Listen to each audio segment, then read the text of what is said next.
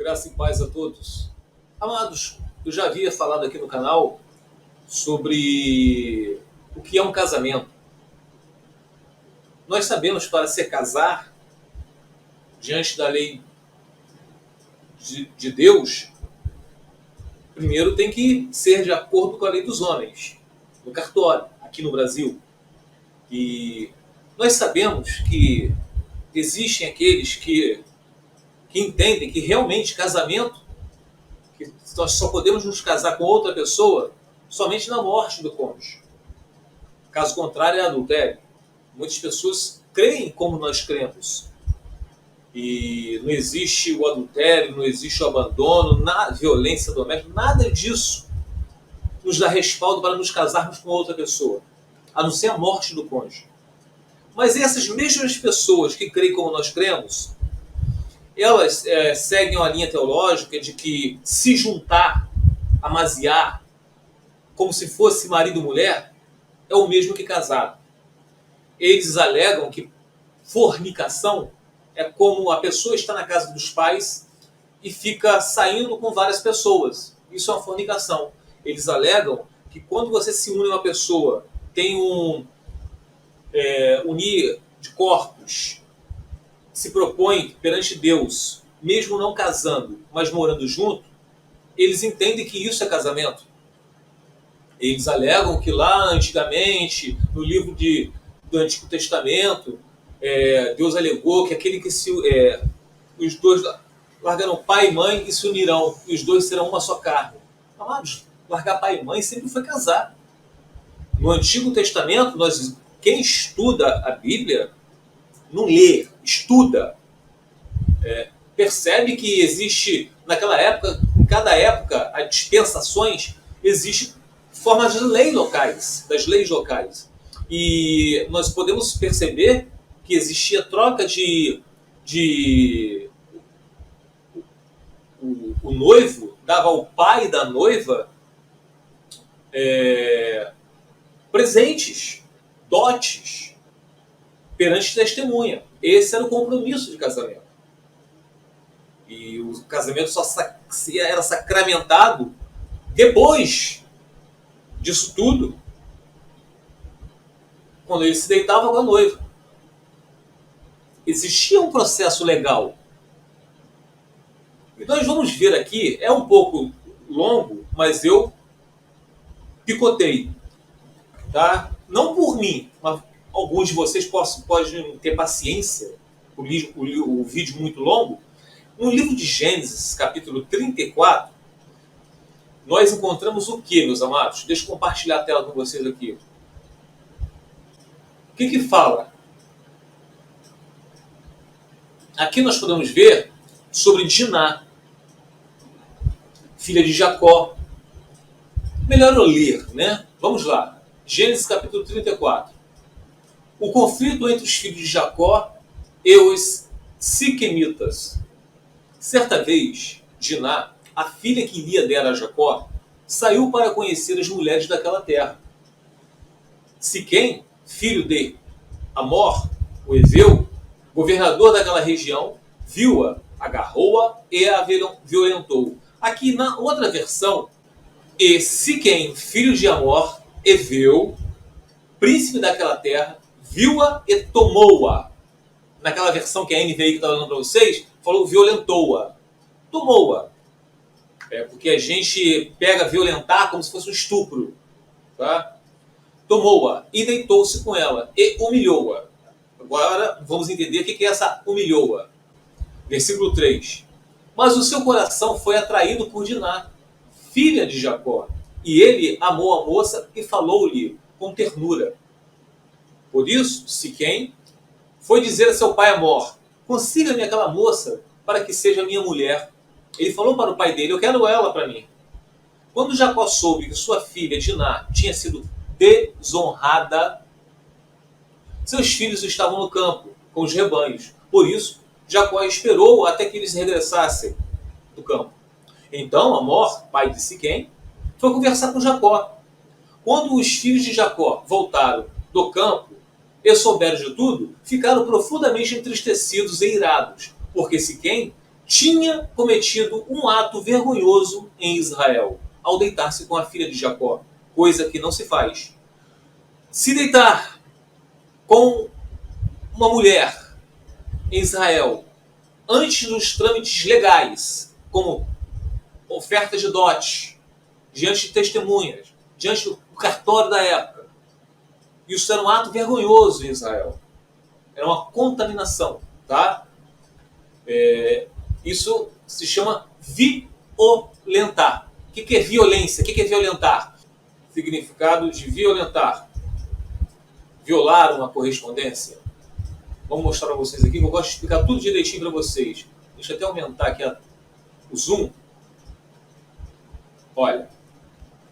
O crime de eu coloquei como se fosse uma comparação. O crime de violação de correspondência consiste na ação de devassa do conteúdo de correspondência fechada, dirigida a outrem. Então, quando a gente é remetido a entender isso, Diná, para a tela. A Diná, ela foi...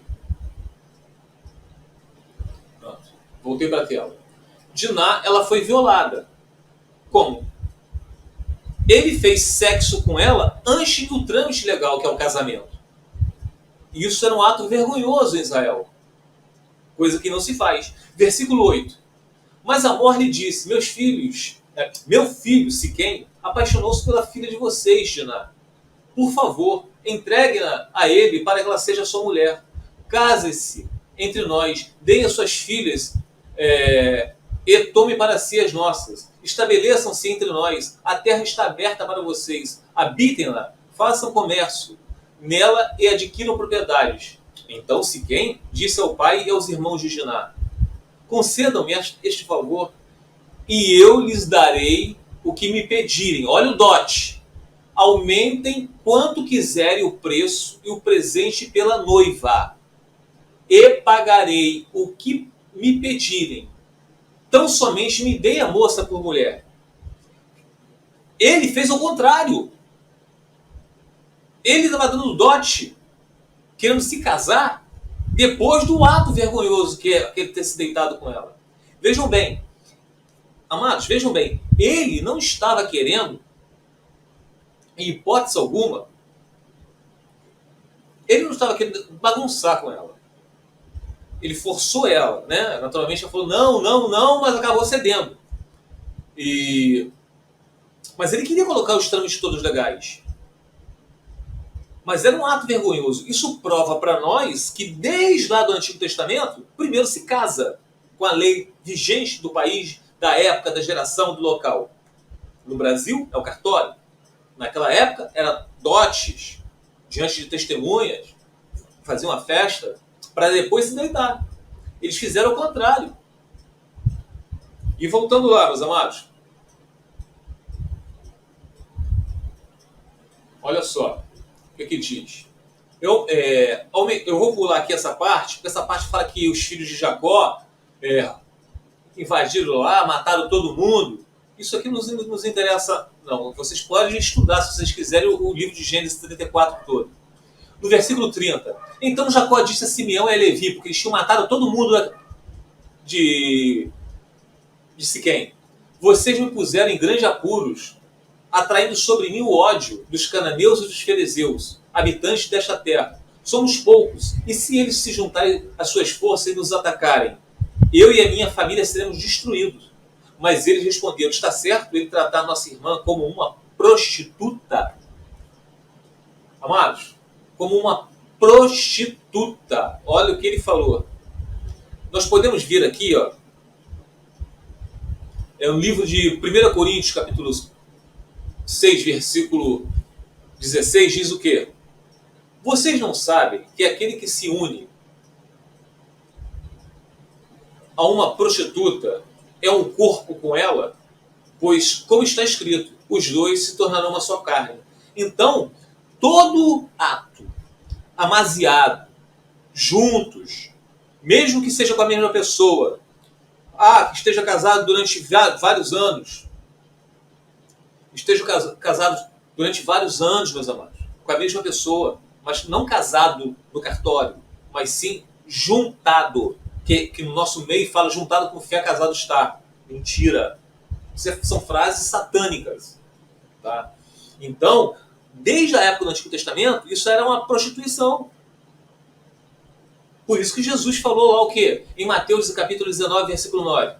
O homem que se divorcia da sua mulher, esse casa com outra, adultera. E quem casa com uma mulher que foi divorciada do seu marido, adultera com ela. Exceto no caso de fornicação, que é uma prostituição. Que é o quê? As pessoas que estão juntas estão fazendo sexo como se fosse marido e mulher.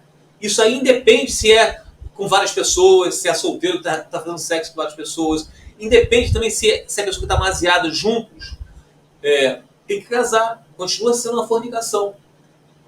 Amados, isso não é difícil de entender, não. É muito fácil de entender. É a carne que não deixa. Então, se a pessoa está hoje numa relação... Wellington, eu conheço uma pessoa que é uma bênção. É um casal que vive há 20 anos, 30 anos como marido e mulher, tem filhos, vão à igreja, são casados. Se houver um repúdio ali, de um dos dois, esse casamento nunca foi válido. Porque eles não sacramentaram isso no cartório. Essas pessoas que estão amaziadas durante vários anos, eles estão aptos a casar com outra pessoa se houver um rompimento. Porque eles estão no ato de prostituição. Porque aquele que se une à prostituta se prostitui com ela. Deuteronômio 22. Presta bem atenção, meus amados. Deuteronômio capítulo 22. Deixa eu ver aqui. Você vê só, ele é grande, só que eu grifei só que interessava a gente. Versículo 23 e diante. 23 e 24. Se numa cidade um homem se encontrar com uma jovem prometida em casamento e se deitar com ela, ela não é casada ainda, tá? É prometida em casamento. Leve os dois à porta daquela cidade e apedrejam até a morte. A moça, porque estava na cidade, não gritou por socorro. E o homem, porque desonrou a mulher do outro homem. Elimine o mal no meio de vocês. Engraçado que essas pessoas que alegam que se juntar é como se fosse casado, mas na hora de apedrejar, ninguém quer apedrejar. Agora, saltando aqui para o versículo 28 ao 29. Prestem atenção para finalizar.